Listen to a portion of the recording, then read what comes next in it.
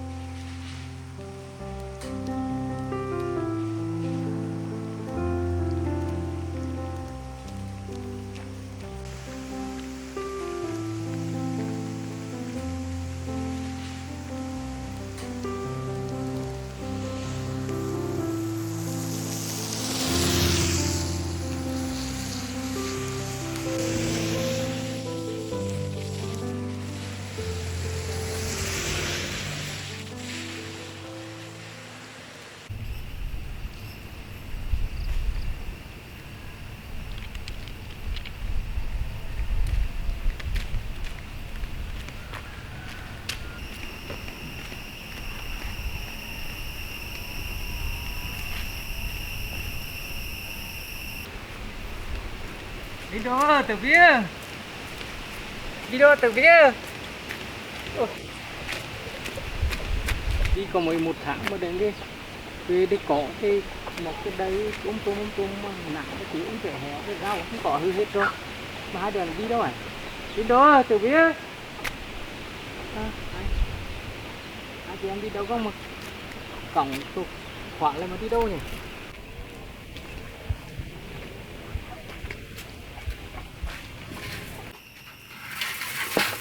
Hai đứa hai đứa con mình đi đâu rồi? Mất tôi nghe cửa tôi có thôi mà.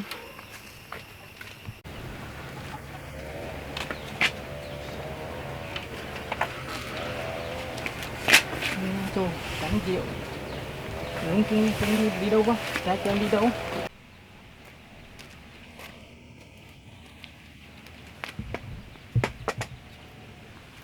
Mình về lâu mà biết hai đứa nó đi làm đâu à? Hôm mình xuống nhà Lan mình hỏi thăm Lan này hỏi thăm hai đứa nó đi mua nó đi xuống hỏi thăm vậy đó. Lâu quá đấy. Xuống nhà Lan hỏi thăm đấy.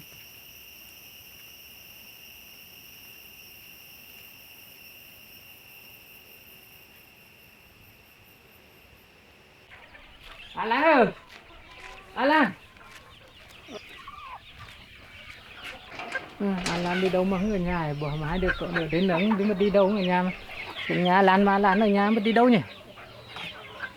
Mình đi.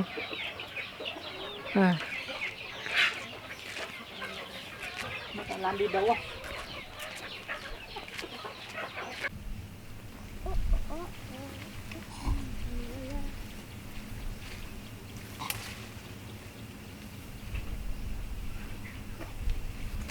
Ơi, Mẹ, con làm gì đó? con đang treo cây chơi thôi. Con biết đuổi ăn à? Trướng này. Ủa sao chân mẹ bị sao vậy? Chân mẹ đi làm đây đi té. Mẹ có sao không? Mẹ không sao mẹ bắp cái té bộ té để chân đi lắc ấy. Ngồi đây con đó. Con ngồi đây đấy. Mẹ đi làm về cho họ đấy, mẹ mua ghẹ quán mẹ mua bánh mà mua sữa cho con. Bác Lộc đi mua con. Dạ bác Lộc đi làm rồi. Để mẹ bọc cho con. Chắc ở đây mấy ngày này ở đây có với bác Lộc ấy, cũng có bố ấy cũng được ăn vặt đúng không? Con ăn thương này. Ăn đấy con, ăn đấy là mẹ cắm lên mẹ khu sữa cho uống. Cho ngoan này mẹ đi làm về đây mẹ có tiền mẹ mua sữa nhá. Ăn mẹ uống sữa này. Ở đây cho ngoan này khi mà mẹ đi làm về mà mẹ có tiền mẹ ghệ mẹ mua sữa nhá. Mẹ muốn con về mẹ cho bố uống cho. Con cố gắng ở đây cho ngoan này là ngày nào mẹ đi làm về mẹ ghệ mẹ thăm con này mẹ mua sữa mua bánh cho con ăn nhá. Dạo này Alan ở về thì thăm con có biết chị Tử Vi đã đỡ hay chưa con? Dạ, nhà là bên thăm con chơi chị tự vi đồ thôi. Này đang người ta vẫn ngon.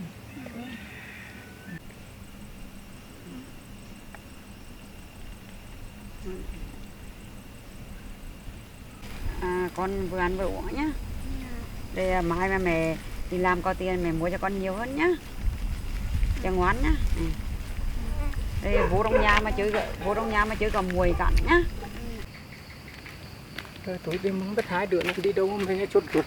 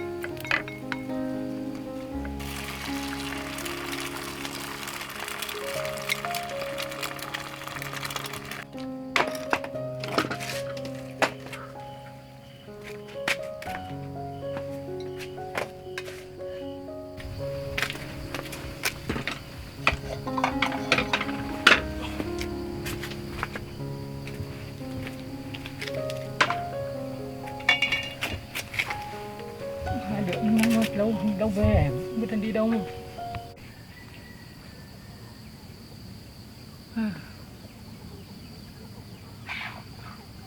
Đi đâu mà mình nghe chốt ruột hay trời tối rồi đấy. Nổ nắng nó còn đi con mình cho đổ mà về là lấy mình lại cái đen mình đi có thôi đi.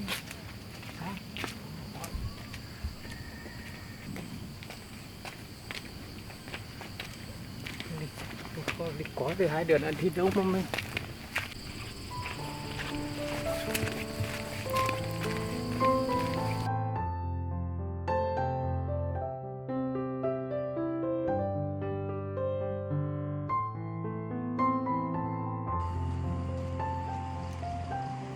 Chào cô. Chào anh uống gì?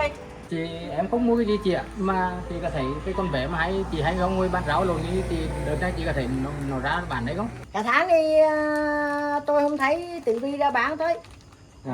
Tôi chỉ thấy hôm trước có cái chú Alam đó với đồng em của nó đi tới đây quyên góp cho Tử Vi á.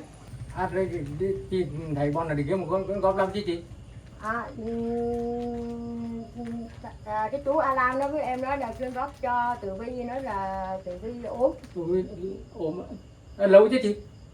Cả tháng đi không thấy cháu nó ra bán Từ đâu. khi Alan về thằng cô đến đây thì lâu chứ chị? Nói chung là cái chú đó với đồng tu lấy cây cũng tầm tháng rồi. Rồi em còn cái gì chứ? Thôi rồi anh về nha.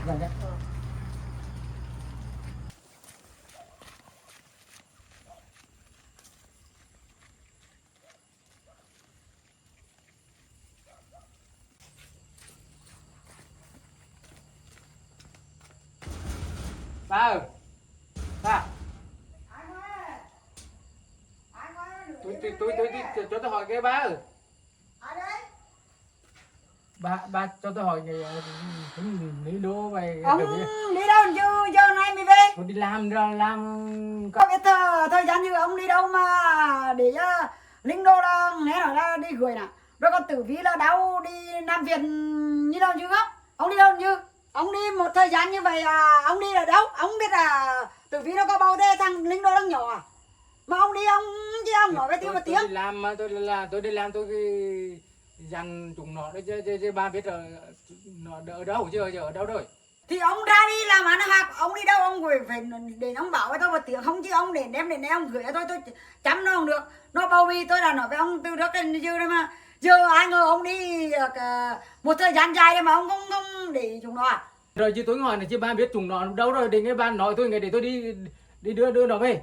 Như là tôi chỉ thăm Linh Đô thôi, còn Tử Vi là nghe nói đi viện mà ở xa tôi cũng đi được. Cái chân của tôi là do tôi bị đau. Cho tôi hỏi Lido chứ ở đâu? Một đứa là chị ông đọc, một đứa là nghe nói là ở trên bệnh viện á.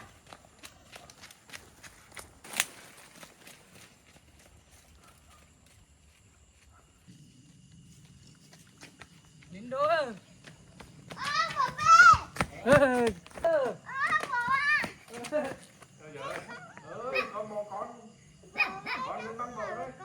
Con khỏe không? Dạ có. À đây chị Tử Vi đời chưa? Nhà anh An là anh với thăm con anh An nói chị Tử Vi cũng đỡ rồi. Rồi chị nó ở trên viện à? Dạ.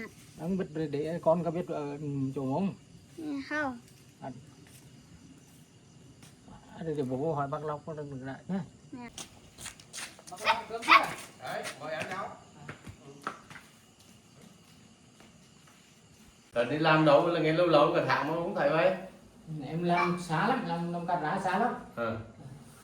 Em mới về chỗ bọn đấy để đi tìm đây thì tìm sáng rồi nghe nói Lý Đô gửi vậy đó, nhưng mà Tử Vi nghe nói đau nó ở bệnh viện, mà anh có biết ở bệnh viện không? Vừa nghe nói là năm bệnh viện thì hành mấy cái này đờ đờ thôi. Vậy thì chứ anh có em gửi sang Lý Đô đây, để em đi lên có tình hình năng là đây anh nhé. Không đi được, con ơi, về con nữa nhé. Không đi được. Ở lại. Con ơi, bác Lộc đó đi đây bộ nữa nhé. Đây bộ lên đây năng nó cần phải bộ về có với con vừa đi bộ về.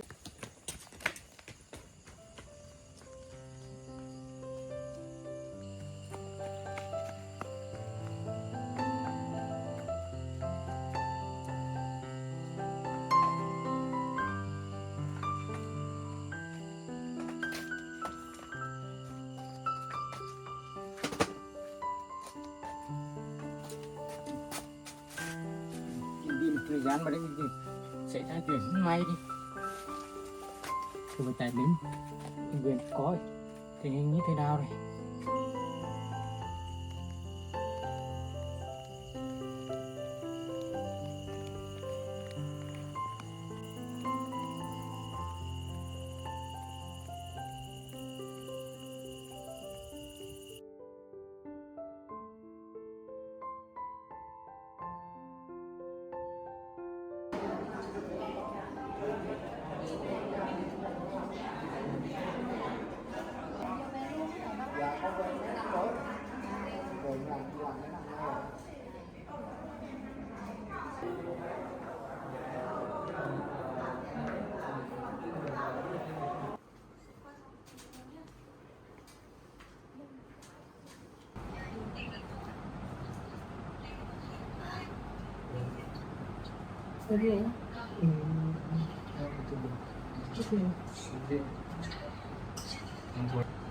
Xếp thêm ăn ngủ trên nó có rất nhiều từ như sắp đến ăn xong ăn uống nào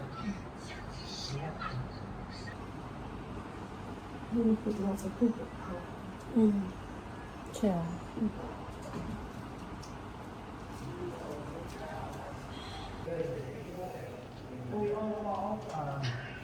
chơi cái gì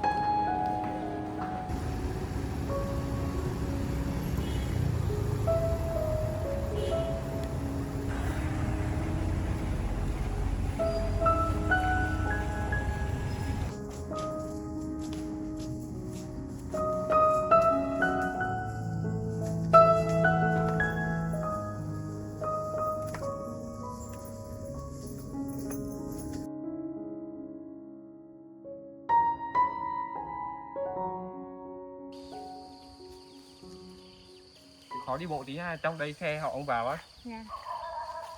Xe buýt họ đi tuyến chính hả? Gần đến nhà kìa, chắc lâu rồi chưa thấy nhà hè. Dạ. Nằm trong viện dập băng ngọc ha. Dạ. Giờ về lại đây không khí tràn trề, tha hồ cây cối.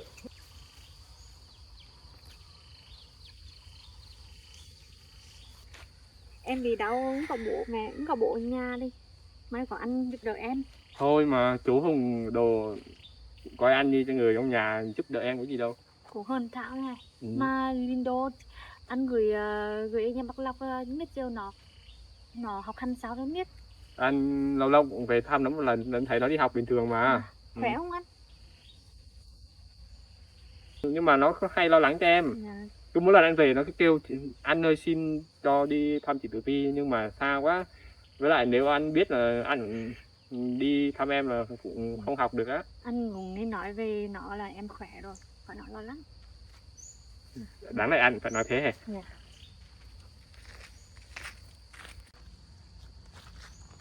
Cuối cùng được về nhà rồi vui anh ạ. Ở đâu chứ, ở nhà thoải mái nhất. Đây, ở bệnh viện à. Bệnh viện nhiều. Ngợp mà em. Đâu ai vui vẻ khi ở bệnh viện đâu em. Về nhà là vẫn vui nhất. Cây phổi đây. Mà chú cũng đi làm xa cũng lâu ha. Là bố em đi làm để kiếm tiền thôi cho em sinh đẻ. À. Em chuẩn bị đẻ thôi. Về đây mua cân được ở bệnh viện hơn gần tháng mà sao mà nhìn thấy nhà cửa sạch sẽ đó. Nhà cửa lâu lâu anh về coi ngó xí, thằng Linh Đồ như nó có chạy về dọn xí hay sao á. À, Linh Đồ nhỏ mà giỏi lắm. ngon vậy. Chắc lâu lâu chuồn Bắc Lộc qua đây đi nó dọn đó chứ. Nhớ nhắc đến Linh Đô với. Nhớ Linh Đồ à? Lâu rồi không gặp à? Dạ, hay là lát anh đi đón đồ về cho nó mừng nó lo. Nhưng mà em ở nhà mình được không? Được, gần mà. Vậy Em thì không nghỉ ngơi xí. kết đồ rồi nghỉ ngơi xí hết. Mau nữa, giờ chị Tử Vi qua. Chị Tử Vi ơi! Chị Tử Vi! Chị Tử Vi ơi! Chị Tử Vi ơi! Chị Tử Vi! Chị Tử Vi ơi! Em là chị Tử Vi mà!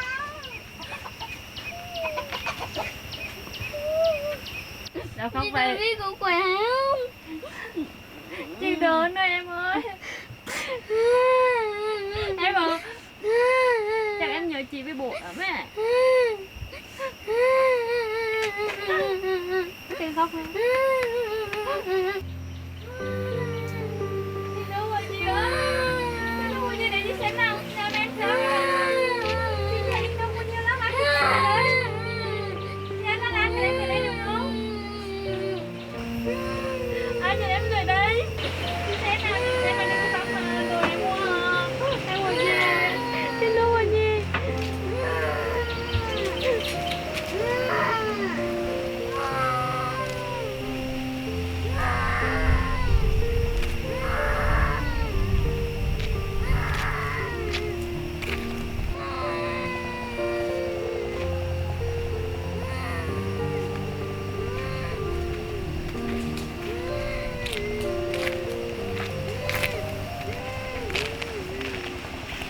Khóc nữa. Để đi xem. Đừng khóc nữa nhé.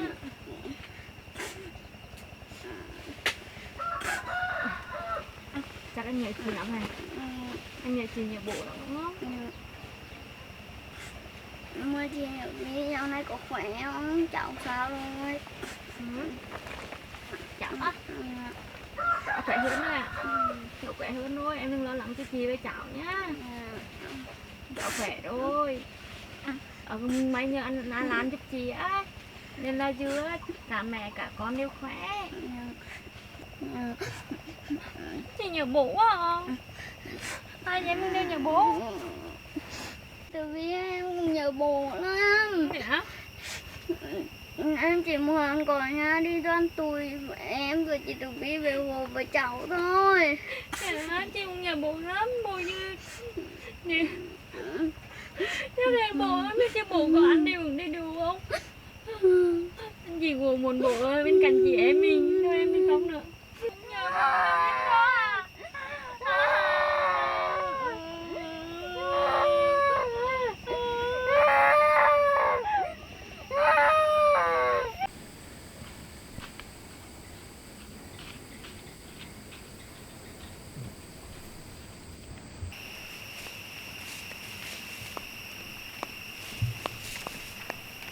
bom dùng cưa mở trong cái phải bom này về đây không đi đó từ phía rồi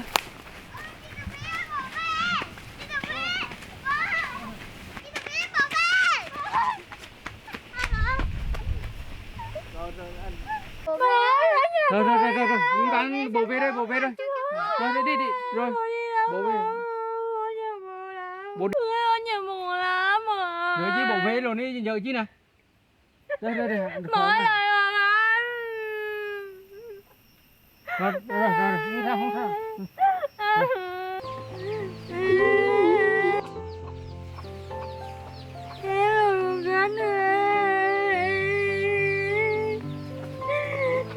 không sao đâu, không sao, hai đứa khỏe mạnh này được rồi, không sao.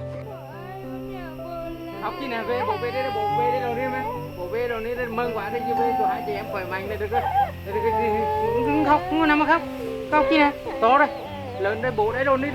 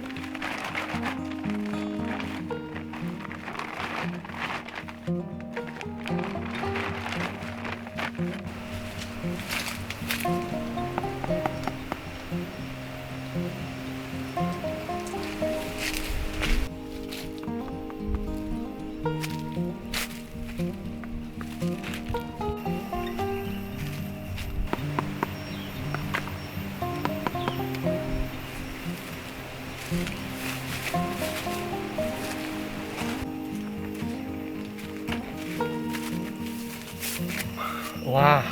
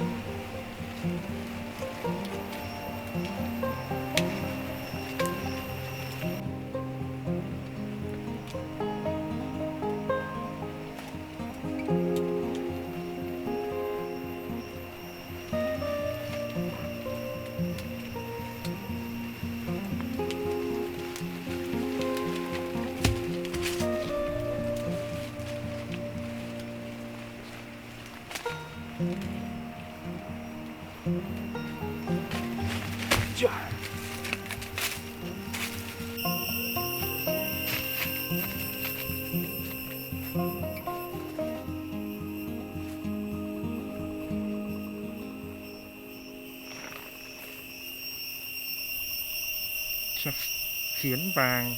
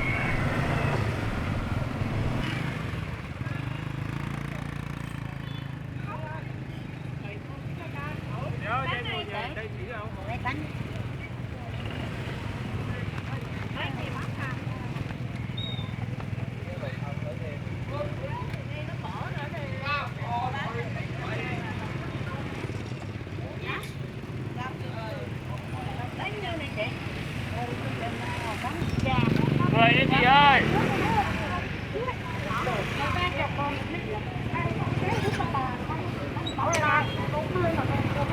Cười ông cô. Cười đi ông ơi. Muốn cười ông cô, 30.000 một trái cô ơi. Cười đẹp đúng không?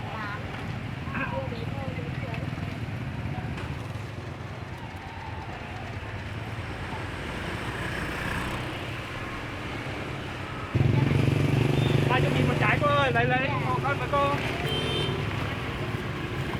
Lấy trái đó hả? Hạng tròn đến cục, có lượng 1 triệu thôi, có trái này hơi xấu rồi. Lấy trái dưới nha, trái này còn cuốn đó.